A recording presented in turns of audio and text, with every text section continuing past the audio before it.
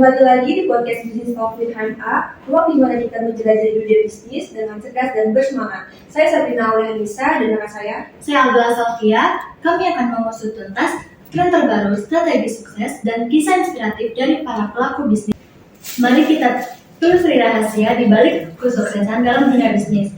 Di sini kami akan mengundang salah satu narasumber yang memiliki warung stand yang hanya berjualan di bulan puasa saja.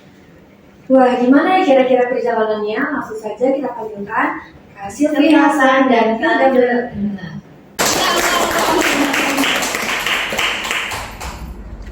Halo Kak, gimana nih kabarnya? Alhamdulillah baik. Alhamdulillah. Mungkin boleh kali ya mulai dari perkenalan dulu biar teman-teman di sini tahu. Halo semua, perkenalkan nama aku Silvi Hasan. Ini teman aku. Yola Fadila. Kita dari akuntansi. Gimana? Semester 4. Gimana nih rasanya jadi narasumber di podcast kita? Sebenarnya kita kaget ya. Kaget banget. Ya, terus ditelepon sama anak KMA, kebetulan itu teman kita sendiri diajak katanya. Mau nggak jadi narsum di HMA terkait kita kan punya bisnis bareng-bareng sama temen-temen, sekalian mau nggak? Kebetulan kita ada waktu dan kita berminat juga, jadi kita mau. Jadi langsung aja kali ya ke pertanyaannya. Aku mau tahu gimana sih, gimana awalnya kayak punya inspirasi, punya bisnis lain. Awalnya kan waktu pas di SMP, terus punya warung juga, warung season itu gimana ya? Kalau pas SMP itu slime itu kayak SMP kan zamannya slime itu kan pas SMP itu lagi tren-trennya, terus kayak pengen coba nih gimana bikin slime karena kan duluan emang susah banget ya dulu bicaranya. Terus ya aku beli si lemnya, beli bahan-bahan yang lainnya, terus ya udah bikin, terus aku storyin dan ada yang beli, tapi ya yang beli nggak terlalu banyak gitu. Tapi ada yang beli tapi terlalu banyak, jadi ya nggak berlanjut lagi. Kalau misalkan yang stand itu sebenarnya bukan aku doang, yang orang Jason itu sama Hilda sama teman-teman kita yang lain dalam ini ya organisasi. Dalam satu organisasi itu kita sering kumpul bareng-bareng sama teman-teman kita, terus kita sering ngobrol gimana ya caranya buat dapat uang buat kan itu bulan puasa nih. Nah kita tuh pengen banget kayak bulan puasa di akhir pengen banget ditutup dengan makan-makan enak. Gimana sih dapat uang tanpa harus minta ke orang tua? Ya udah kita jualan. Soalnya pengen beli gitu kan, tapi pakai uang sendiri. Jadi Daripada kayak bisnis bareng-bareng. Terus kalau boleh tahu di stand di sana itu produk apa aja sih yang dijual Kak? Kalau misalkan di warung Jason pas bulan puasa itu kita best sellernya ada pangsit chili oil, yang lainnya itu ada gorengan, terus ada Minuman juga, kayak capcay, ada es teh manis juga. Ya. Oh ya, aku tuh pengen tahu deh, kenapa sih namanya Cesan ya? Cesun. Dan kenapa dibukanya cuma di bulan puasa aja? Kalau Cesun itu artinya itu cewek Sunda. Iya. Jadi itu berenam cewek-cewek Sunda ya. Dominannya cewek Sunda gitu. Jadi kayak ya udah cewek Sunda aja gitu. Terus kenapa bulan puasa ya karena emang awalnya kita buat nambah uang jajan pas buat bukber gitu doang tadinya. Kayaknya baru atau beli baju lebaran gitu, pakai uang sendiri. Jadi kayak mulai dari pas bulan puasa aja kali ya, siapa tahu nanti manjang gitu. Kalau boleh tahu juga nih Kak, dari buka stand Jason itu modalnya tuh berapa sih, kira-kira keuntungan yang didapat tuh berapa? Kalau modal satu orangnya itu kita kan berenam, satu orangnya itu 100.000, berarti kan total 600. Terus kita kebetulan kita dapat investor juga, teman kita sendiri, nah itu total 1 juta semuanya. Kalau misalkan pendapatannya kita 1 kali lipat dari modal kita, alhamdulillahnya. Terus ya udah kita bagi. Dari pengalaman kakak berjualan slime dan warung Jason ini, apa sih pengalaman yang kakak dapati dari seputar berjualan?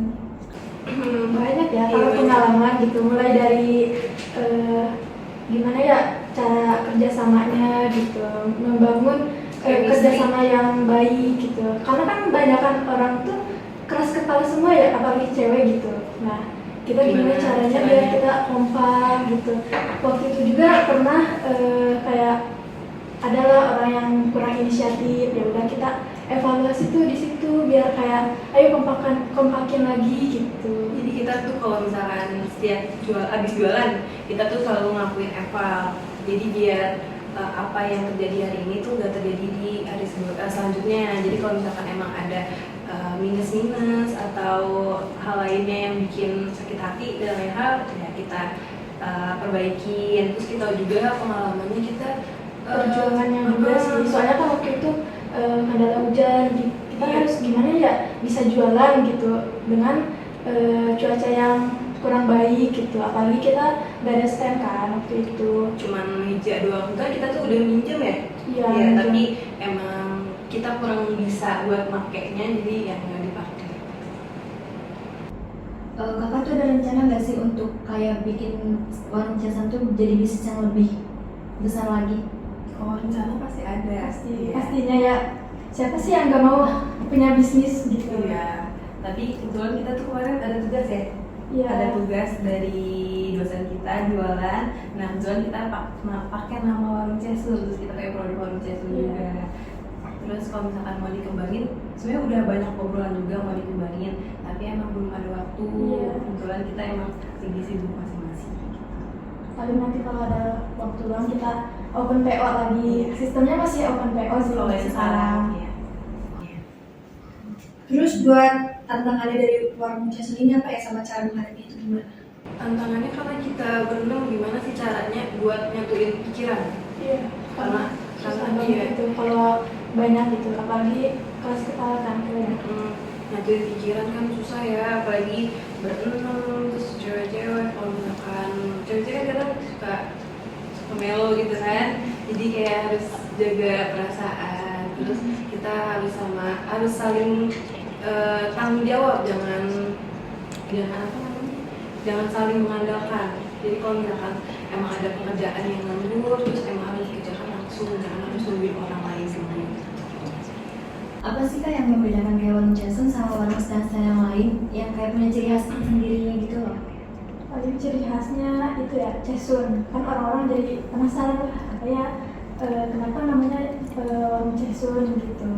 Terus Kebetulan kita juga dapat ini ya dari organisasi. Iya. Nah, jadi kayak ciri khasnya tuh kita Bareng-bareng kumpul, juga. ketemu, terus bikin bisnis dalam satu organisasi. Kebetulan kita tuh di organisasinya tuh UKM yang bernaung di pengusaha. Nah, jadi kita kayak ya udah bangun bareng-bareng gimana biar si nama UKM-nya itu terjadi gitu, terrealisasi di kita di pengusaha. Terus yang terakhir, gimana sih cara kakak menyikapi kritik dari orang-orang lain yang ingin warung casan?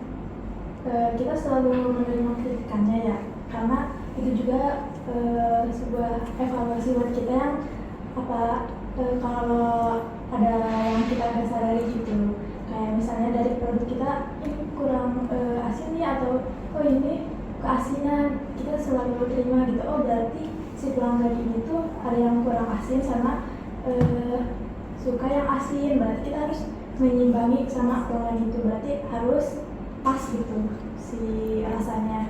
Nah kita selalu evaluasi lagi buat si produk itu. Ya kalau misalnya kritik mah kita selalu menerima ya. Iya. Jadi biar kita pun berkembang, nggak diem di satu titik itu. Jadi kalau misalkan emang ada kritik kita selalu terima. Berarti si pelanggan itu tuh Peduli sama dengan kita gitu. Nah, jadi kita nggak pernah ambil pusing kalau kritikan yang gimana ya, diambil baiknya aja. Terakhir, ada gak sih kak pesan-pesan untuk yang bakalan nonton podcast ini, kayak dia udah buka usaha tapi dia masih kayak ragu gitu, tapi dia udah ada niat? Kalau misalkan kalian udah punya niat dan udah punya modal, sebenarnya kalian harus langsung coba aja, jangan harus nunggu dulu. Karena kalau misalkan nunggu dulu, takutnya kehabisan waktu, ya kan, kehabisan kesempatan. Jadi menurut aku kalau misalkan kalian udah ada niat dan udah ada modal, langsung dilaksanakan. Jadi kalau misalkan kalian gengsi buat nyoba, buat usaha yang apa namanya juga usaha pasti awalnya gengsi, kita pun gengsi ya awalnya malu banget, tapi ya namanya juga kalau mau berkembang pasti harus nurunin gengsi. Benar.